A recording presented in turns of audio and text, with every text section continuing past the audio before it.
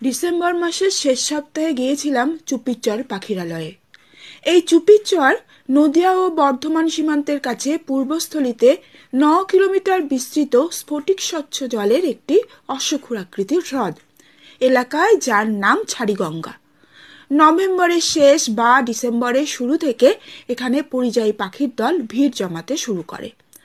মধ্য উত্তর Asia, Europe, তিব্বত, Siberia থেকে যেমন পাখি আসে, তেমনি আবার এই রাজ্যের উত্তরবঙ্গ থেকেও কয়েক প্রজাতির পাখি চলে আসে।